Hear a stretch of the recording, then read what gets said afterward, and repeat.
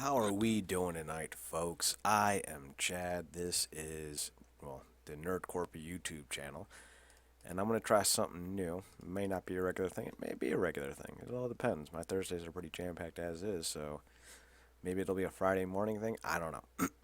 But this is officially Make an Impact, which is the Impact Wrestling review show. Um, really just kind of didn't like that a lot of people who talked about Impact Wrestling always kind of saw it in a negative light. And if you listen to our show, WrestleCore, which you can find on mixler.com/nerdcorp, you will hear what I feel to be an honest and fair opinion on a lot of things in pro wrestling. We come down pretty hard on WWE, but that's because they're the biggest and they're providing a pretty lackluster product considering all the talent they have. But Impact Wrestling is a completely different beast, so we treat it with not different gloves, but respectful and fair gloves. So I typed up this entire review. It's not like line for line, it's just kind of ideas and thoughts I had during certain matches and segments.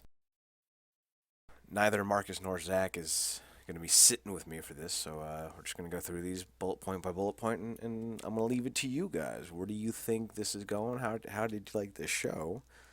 All that good stuff. So we'll open up the first episode, so basically straight to the action. Only we get Cody.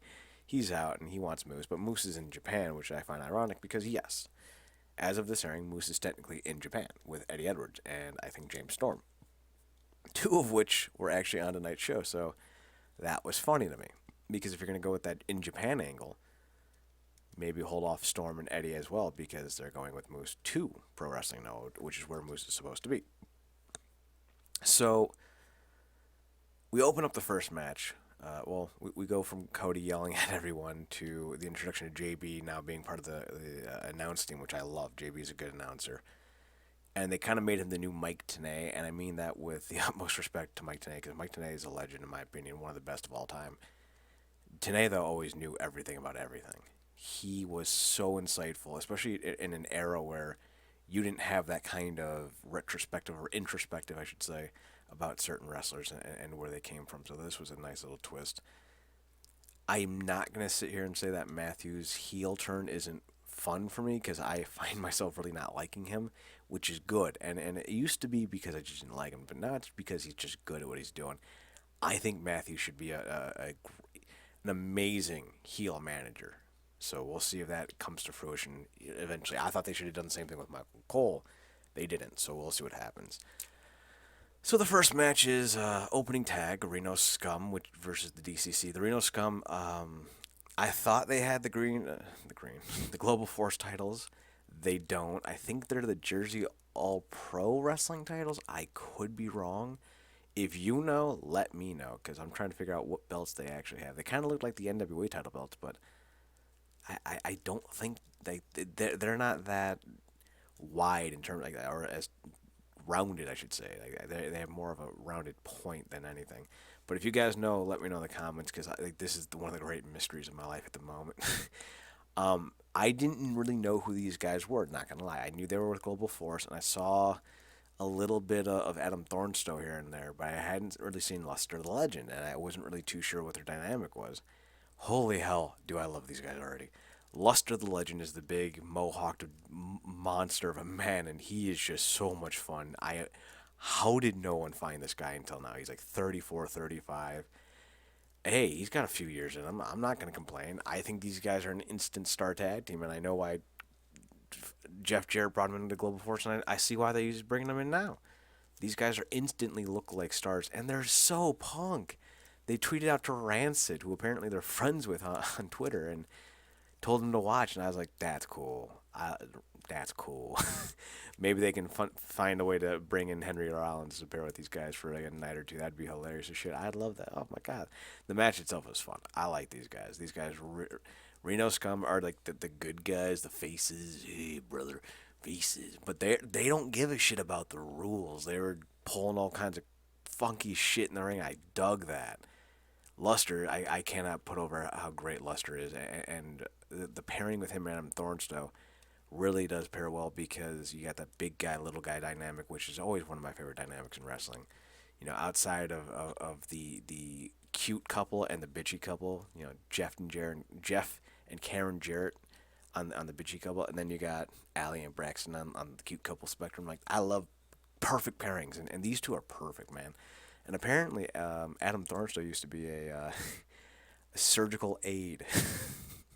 Dude used to, I think what that means is I think he used to do anesthetics. Like, he would put you to sleep during surgeries.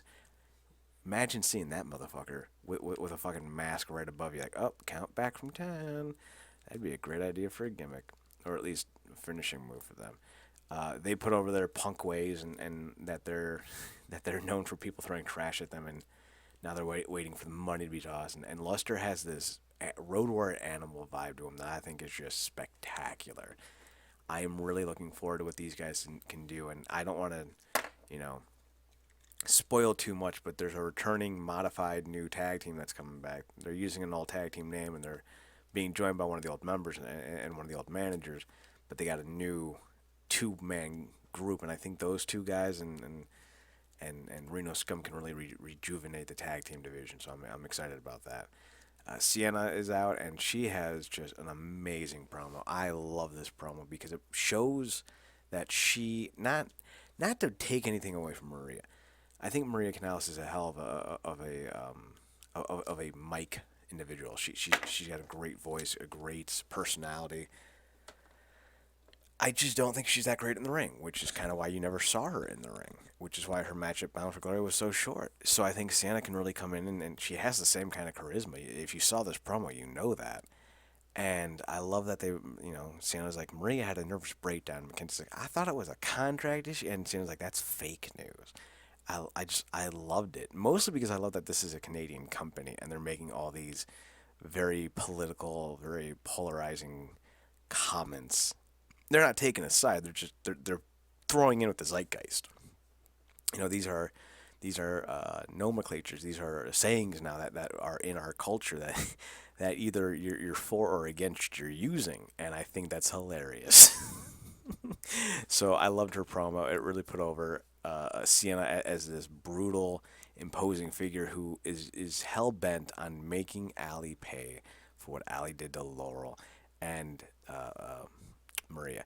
So I'm very excited about this. Next up, we get a classic X Division match, and I mean classic by the sense that Caleb Connolly, who might or may not be playing Suicide nowadays, will be taking on DJZ and Braxton Sutter. But they had this very cool old school TNA respect thing going on, which was very evident in this match because Marsha Rocket was very disrespectful, and even though these guys were competing against each other, they're like, hey, fuck this dude, and that was a cool little dynamic. And unless you were watching like old 2004, 2005, 2006 TNA pre-Russo, this is something that you haven't seen. So they brought this back in a big way, and they brought back a lot of things in this new regime that I'm going to point out to you that maybe you don't know. And partly is because they brought back Dale Oliver, who was the musical production guy for them for a long time. The match was great, though. Braxton Sutter came out to actually, we mentioned Dale Oliver, and Braxton Sutter comes out to the old TNA Today music.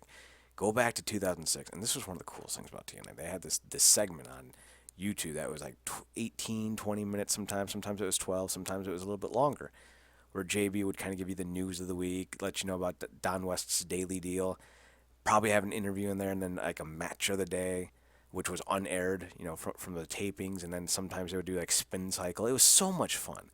They got to get back to that, and I think they're going to. I really do think they're going to get back to that, and I dug that.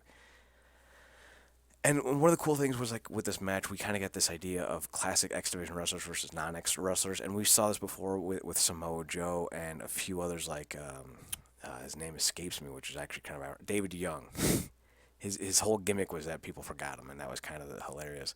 So they had this idea of bringing that back, which I dug because as a longtime fan of TNA, I appreciated that.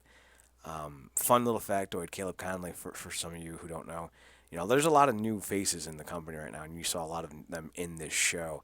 And a lot of people may think Caleb Connolly is one of them. He's not. He's actually been with the company for a little bit of a while. In fact, he signed with them about the same time Andrew Everett and Trevor Lee did. In fact, they all came in together. So it's kind of funny that Connolly was left out of that trio, but what are you going to do?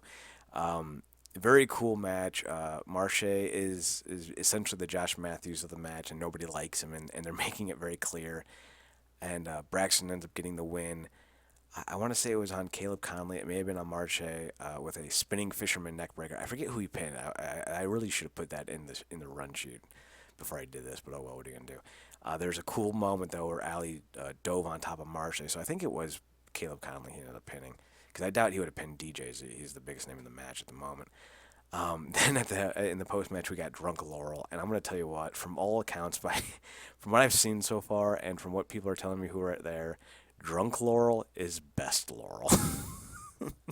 I am very, I am so looking forward to seeing this. I love goofy shit in wrestling sometimes, man. Like it's like the DC TV scene. Like I love Arrow, but because you're giving me Arrow, I can now appreciate Powerless because you're not saying all comic book shows are goofy.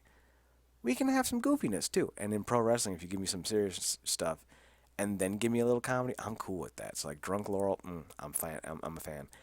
They hype up the final Hardy segment, which thank God I'm really over these broken segments, and I have been for a little while, long before they announced their departure. The only reason I was kind of a big fan of them the last few weeks was because we were traveling to different regions, and I love when pro wrestling companies, work together. I loved watching the Hardys go down to Crash in Mexico and work with, I think it was Super Crazy and Psychosis, and that was so much fun. Or no, Juventud and Psychosis. No, Juventud and Super Crazy. I think that's right. one of one of those pairings is right. I think it's Psychosis and Super Crazy. I think that's the one. But what was cool is it's seeing that stuff today, and it's seeing that kind of cross promotion. So I was digging the last couple weeks of the Hardys stuff, but like outside of that, I wasn't really digging the Broken Brilliance. And I think they really peaked at whatever show they had in December. The at the Hardy compound where Lashley and Edwards went through their barn or whatever. I think that's when it peaked for me personally. Um, so they hyped that up. We go to a knockouts match with Sienna versus Rachel Ellering, and you got to remember, kind of like old school NXT days, people there don't know who anyone is. And the people today don't know who anyone is in the Impact Zone. And they're back in Impact Zone Studio, what was it, 21, I think. So they're back in the original Impact Zone, which I love that. Like I told you, there's so many old references that if you're not paying attention, you're not gonna know. So like, I'm happy to fill you in on some of these. What I did like about this match is Sienna and Rachel started off with a dead crowd, and by the end, Sienna and Ellering really pulled them into the match, and I really dug that. Matthews during the match really continued to shill his whole heel announcer thing, which I dug. The best way to describe Rachel Ellering is she's brutally beautiful. Like she definitely has like this very beautiful look to her, but you can also tell she's been through some shit, and you can tell that because her father's pretty Paul Ellering, and he's been a dude who. Let me give you an idea on her bloodline. One of the best Paul Ellering stories is he was racing in the Iditarod. I think this is like 2005, 2006, and his contact froze to his eye. Why he was wearing contacts up in the Arctic North, I don't know. He's a badass, so I ain't even gonna worry about it. Finishes the goddamn race, comes out, has them surgically remove the contact from his eye, and the dude goes drinking that night. He's that hardcore. I love that dude. So she's coming from pretty good stock, so I'm not too worried about it. Um, Watching them was a lot of fun. Both very physical, both kind of power wrestlers, so I dug that. Sienna's really trying to develop this brutal essence about her, and I'm digging that. But she has a bit to go. They JB does put over Rachel Ellering's past as a bronze medalist in weightlifting. I don't know if that's true. I'm assuming it is. She's a graduate of Lance Storm's training academy, so that's a big bump to her resume. One of the things I really did think that was awesome, though, is instead of taking a break and going, oh, Shit's Creek, I love it, they started using Shit's Creek as like an insult, like we're really up Shit's Creek, or this you're some Shit's Creek. I thought that was pretty funny because it's both putting over the product, you're insulting one another, and you're name dropping a show on the network that that they ask you to name drop. So like, that handles a few things, and I appreciate that. So the match ends with another kind of throwback. Now, granted, she's been using the move for a bit, but I do find it a little bit ironic that she ended up winning this match because she ended up winning her knockout match with a modified pounce, which was an old school move by Monty Brown. Sienna calls it the silencer, thanks to Pope pointing that out, because somebody was at least doing their job on the table.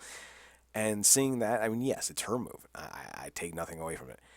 There's just some poetic beauty to her being the one to use that move today when it's basically the return, at least in essence, to the TNA that was very successful and highly praised, because that's what we need from this new Impact Wrestling is that old school TNA mentality. So Josh Matthews, he points out Bruce Pritchard's tenure in TNA or Impact Wrestling was not well received, and a lot of people blame him, but mostly Eric Bischoff and Hulk Hogan for putting the company in the shape it's in. And to be fair, that's true, but I also got to point out that Jeff Jarrett put himself in a situation to be removed from Power in 2009.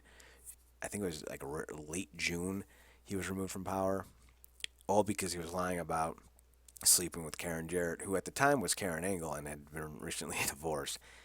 And to be fair, they didn't do anything wrong, but Kurt threw a hissy fit and Dixie decided to side with Kurt, who was threatening to quit, according to stories, if Jarrett wasn't fired. And so Dixie acquiesced and basically benched Jarrett, and the rest is history. We got 7 years of shit. So, what are you going to do? Well, I shouldn't say shit, just not as good as it could have been. So Pritchard comes out, I'm all meh, and he's referencing all the WWE names that he knows, and that was I love Bobby Lashley. I think he's a great representative of the company, but I'm not sure who's worse here, him or Pritchard, because they're both just. Ugh. This segment was like all the things I hate about the Jeff Jarrett regime, and there's not many. Like, please do not take this out of context. Like, I love Jeff Jarrett. I love his style of booking. I love his mindset for tag teams and X divisions, but he is all about the let's reference everyone, and I don't mind that if you're just doing it. Like, if Kurt Angle came out and you're like, he's a former WWE champion, like Alberto El Patron, who debuted tonight, by the way, putting over what he's done in another company, that's fine. But you don't need to just insult the other company or only talk about the other company. And I thought that was a little much, just a little much, and there's more to come. One of the cool things about tonight, though, was with El Patron and Conan both being with the company, is that does open up the possibilities for their friends like Rey Mysterio and Pentagon Jr. to consider TNA, or sorry, Impact Wrestling. I need to get into the habit of that. I said that last week, this past Wednesday on Comic Core, WrestleCore. I don't even know the name of my own fucking shows. I said that this past Wednesday on Comic Core. I need to get used to saying Impact Wrestling. El Patron is very close with Pentagon Jr. and Rey Mysterio. Well, Pentagon's more close with Conan, but if Conan's in the mix, and Conan was part of the reason why El Patron came in, yeah, there's some real heavy ties here. It's like the Mexican mafia. Yeah, Conan's essentially the Don King of Mexican pro wrestling at this point. Take that for all of its intents and purposes. EC3 then comes out to save the day, thank God. And what I do love about the Jarrett era was that they used superstar as an insult, and they started to go, and they went back and started using that again tonight. And I appreciated that, because I hate the term superstar. It's like, you can put over every guy you want as a superstar, but when you have Jinder Mahal and Curtis Axel on your roster, and they share the same moniker as John Cena, I don't really know if superstar is a compliment. They really put over this idea of EC3 being kind of ignored and tossed by the wayside, and I like that they kind of focused on EC3's face during this, and the facial reactions he was making were just amazing. He was just like, I'm right here. I am literally right here. And I dug that. JB is seen on the ringside after that on the phone, and he calls it the hot news hotline, which is a throwback reference to Mean Gene's hotline reference. So I dug that. That made me chuckle. And he puts over a legend who's never been in Impact Wrestling will be on TV tonight. And okay. Then we go backstage and we get an Eddie Edwards promo with Mackenzie Mitchell, and Angelina Love comes up and smacks the fuck out of his shoulder. Like, you could just hear the thump. And I think Eddie's like, did you just hit me in the tricep? And he had this amazing line. He looked at Angel and he goes, "Just let your husband know that you hit harder than he does," or something to that effect. And I was like, "Well, that's a burn. I gotta get some Neosporin for that." Cody Rhodes comes back out with his Global Force Next Gen title, which he aptly name drops, and I love that. I love that he went out of his way to name drop the belt he has because I think we're gonna see Global Force in some kind of essence either running shows parallel to Impact Wrestling going forward or running shows with Impact Wrestling. It's kind of like a dueling brand thing. We'll see what happens with that. I don't think Cody having this belt is nothing. So it's going to be very interesting. One of the cool things though about Cody and his appearance tonight was the insult. The security, like he's coming to the ringside and he's throwing all kinds of shit, and he throws his, and I love how he goes. He goes, "I got my GFW Next Gen title, and I'm gonna throw it in the ring." And he throws it in the ring, and then one of the security guards comes up to him and goes, "You're not taller than me," and I'm like, that's a really oddly specific insult. Like it's not. Yeah, you're pointing out a physical difference. It's not inherently mean. You're not taller than me. I don't know. It was just such a nonsensical line. I was like, all right, I like Angry Cody. Angry Cody and I can be friends. So I was down with that. Next up, we got a sit down interview segment with Lashley, who put over the company. And I love Lashley. I think he's such a great representative of the company. I love the new backstage style, or at least it's not a backstage style. I like that they went back to an actual backstage format and not just, hey, I see you walking backstage. Let me throw a camera in your face. Because that was a Hulk Hogan idea that never took off. I like the more traditional backstage interview segments. I like that, and I hope they stick with that because the floating camera thing for the last 5 years is just obnoxious. And this isn't a new complaint I've had. If you've listened to the show for any length of time or for any duration, you fully well know that I hate it. I hate it so fucking much. So we get introduced to the new legend, which is actually a longtime Impact Wrestling writer and employee, former Zeb Culture, current Dutch Mantel. Dirty Dutch is back, and he's on TV for the first time in his Impact Wrestling career, which I thought was hilarious that it's actually never happened. And he comes out, and I want to say it's Against All Odds 2005, the pay per view song. You're going to have to double check that, though, folks. But I know it was early 2005 or mid 2005, Impact Wrestling era pay per view music, TNA era pay per view music, whatever you want to call it, because I have the DVDs, and to this day I still watch some of them because they don't have a streaming service yet. So I know that this is pay per view music that I used to have for like the promo hypes and stuff. So like, I thought that was a nice little callback again. So that was cool. One of the best things about this show, especially his promo, was Dutch, references the WWE as an alternate universe, I should say, and that just in my head, I'm such a DC Comics fan. I'm like, oh, they just established the multiverse. Maybe there's a universe out there where Impact Wrestling took over WWE and bought them out. Oh, interesting. And I know a lot of people are like, "It's never gonna happen." Oh, guys, it's a joke. Calm the fuck down. Dutch puts over all the guys that Impact helped made, like AJ Styles, Bobby Roode, Samoa Joe, and he also mentioned some of the guys that picked Impact Wrestling over WWE, like Booker T, Kurt Angle, Sting. This was a weird segment because you could also have name dropped Alex Shelley, Chris Sabin, Christopher Daniels, Petey Williams, not Triton. If you know who Triton is, congratulations, you've been watching Impact as long as I have. Um, so it was kind of like it was obvious what they were doing. They were piggybacking off of WWE name value at the moment. But those guys did cut their teeth in Impact Wrestling and were there for 13, 14 years apiece. So it's not like they don't have the right to put over the fact that these guys started there and really helped there. But the part that I really loved about this was that Dutch basically said, we've lost you. We lost the fans. And I'm here to tell you that we're going to listen to you. We're going to bring you back. And I like that because under Dixie, and you can spin it any way you want, But Dixie was essentially that meme of the dog in the burning house who's like, I'm fine. This is fine. And that's Dixie. Her world is falling apart. Place is burning down. People are accusing her of every crime known to man. And she's like, I'm fine. This is fine. We're fine. This is fine. You know, in numerous. I mean, you can Google this. I don't need a reference or sources. You can Google this. It's not hard. People don't respect Dixie, from Jim Cornette to Bruce Pritchard to Kevin Nash. Now, a lot of them say the same things about her. She's a sweetheart. She's lovable. She's so nice. But then they'll say she doesn't have a clue what she's doing. She has no backbone. She listened to the wrong people. She wasn't professional. Good person, terrible at her job. And this is all pretty ironic because in like 2005 year end, PWI had her as like the second or third runner up for Woman of the Year. How far things have fallen. The irony.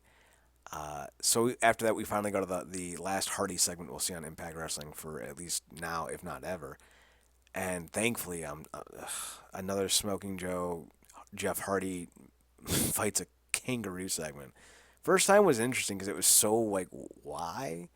And then they went to the wall. I'm like, I'm glad this is it. And then apparently Decay hijacked Vanguard 1 and used it to delete the Hardys from Impact Wrestling and stole the belts in the process. A weird segment, like a weird fucking segment, but a nice ode to the end of this broken era in TNA. So I'm glad that's done with. Because honestly, I don't think I could have handled another fucking week of that nonsense. Used to be a fan. Really got overplayed, though. Really shouldn't have gone past the final battle. What was it called?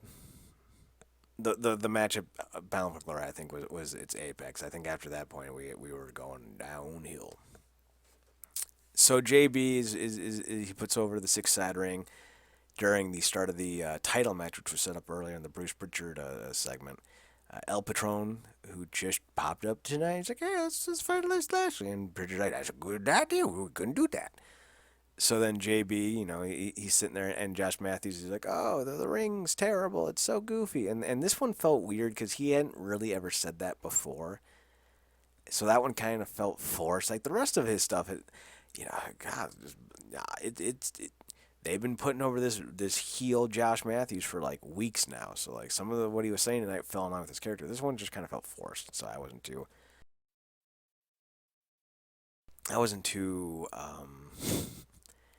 impressed with the line. Although JB does put over the origins of it being in Mexico, the match gets underway, and Pope puts over that Lashley is unlike anyone Patron has ever faced before.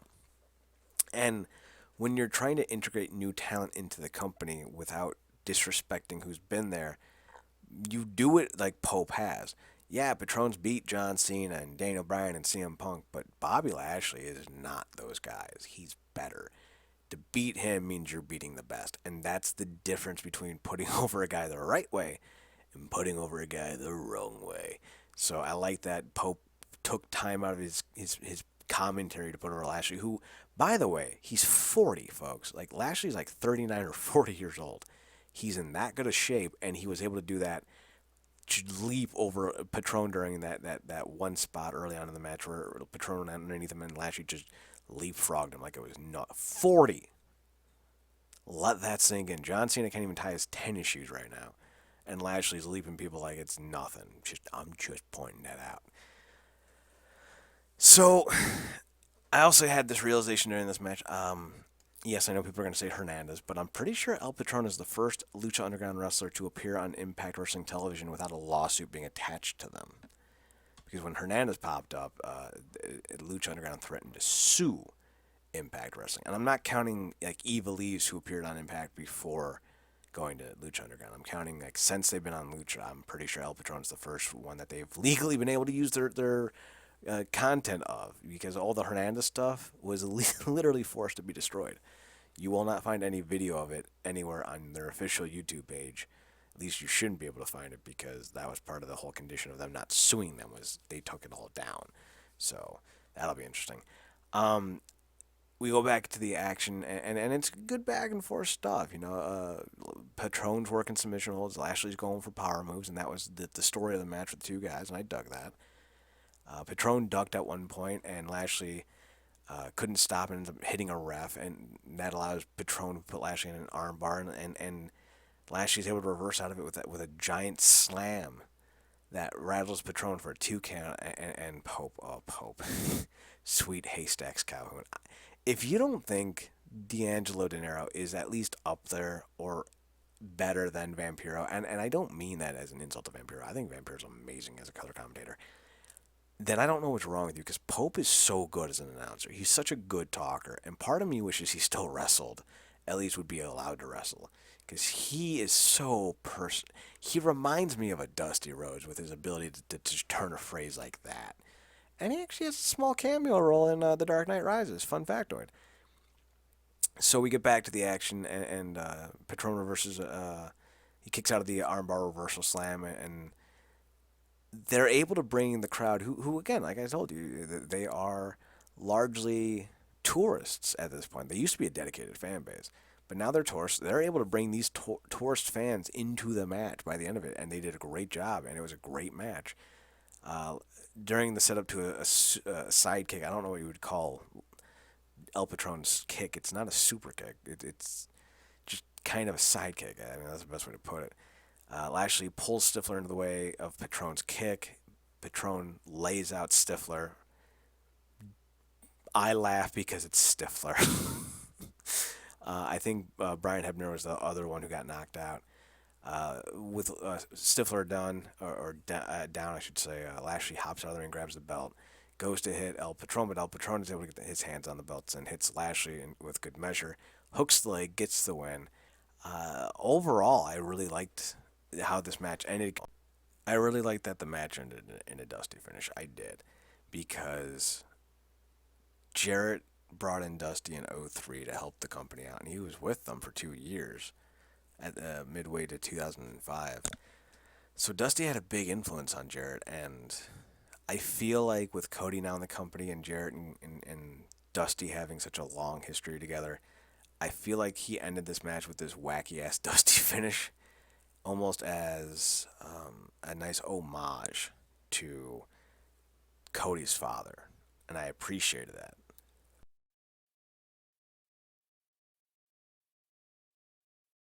I appreciated the fact that it really felt like Jarrett was saluting the past and the future in tonight, and I dug that.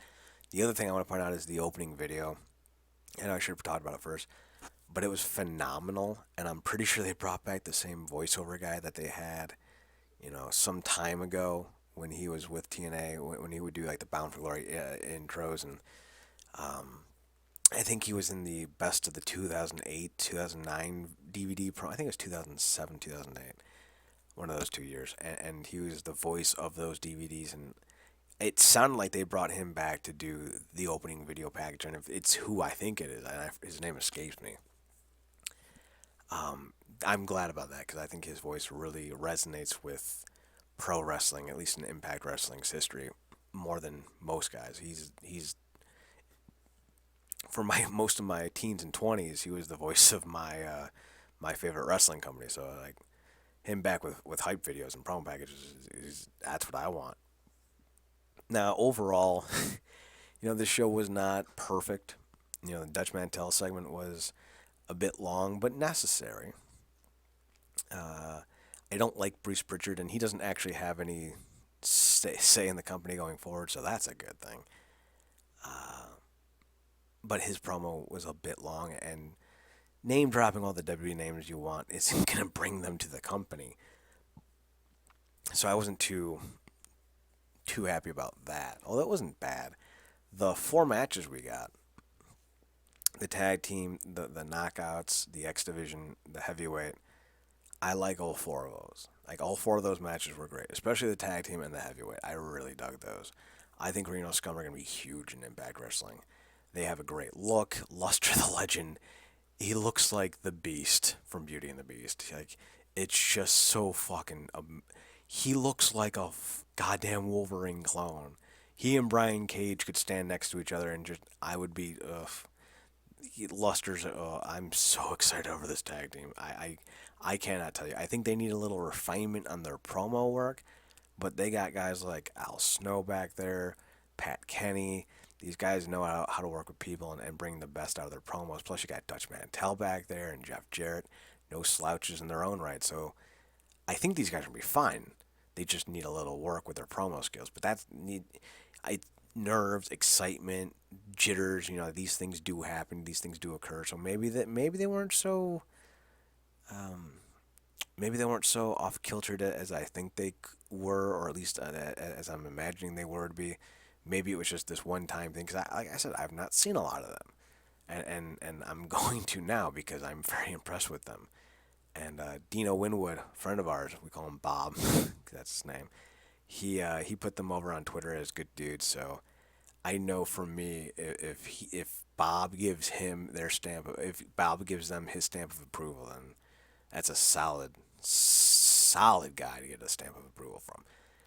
So let me know what you think about tonight's Impact. I'd give it, out of five, I'd give it a three stars. I'd say it's solid C plus stuff.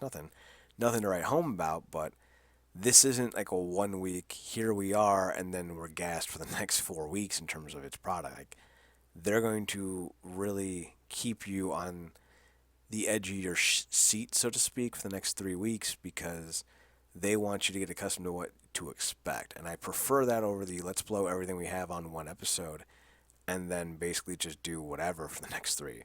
And that was how Dixie ran things. So I'm excited over the possibilities that this new regime has. This is the creative crew that brought TNA to the forefront in 2004, 2005, and 2006. This was the creative team that a lot of people fell in love with. This was the creative team that convinced a lot of people that this brand, that this company should be given a shot. So if anyone, and I literally mean if anyone in the world has a chance to revive this brand, it's Jeff Jarrett. And I swear to you, if he can't, I don't know if there's anyone else who can. So Impact Wrestling is going forward. I'm very excited. Let me know what you guys think in the comment section below. This has been, I forgot the goddamn name of the show. Making an Impact. Sounds good enough. I really should write down the names of my shows. I've been Chad. Go make sure to follow us on NerdCorp on Twitter, NERDCORP. We have a Tumblr, nerdcorp.tumblr.com. We have a website, realnerdcorp.com. Check us out there. We have a few reimaginings or how you could have booked it better with Raven and TNA in 2014. Check those out. We post some bloggedy news, some jumbled wrestling and comic book style news. So if you want to check out that, that's all there. Focusing a lot more on opinion pieces, and we're looking for writers. We're looking for writers. So if you're interested, let us know, and we'll see what we can do. With all that being said, I've been Chad. Like, subscribe, comment, do all that fun YouTube shit people tell you to do. Hey, do it for us, because we're trying to get to 100 subscribers so we can get that NerdCorp at the end of our name. As soon as we do that, like, I'm Peachy Keen, Evergreen. So with all, oh god, maybe I'm gonna delete. I'm not gonna delete it. Fuck it, fuck it. With all that being said, folks, thanks for tuning in. I appreciate it. We will see you soon. That's a terrible way to end a show.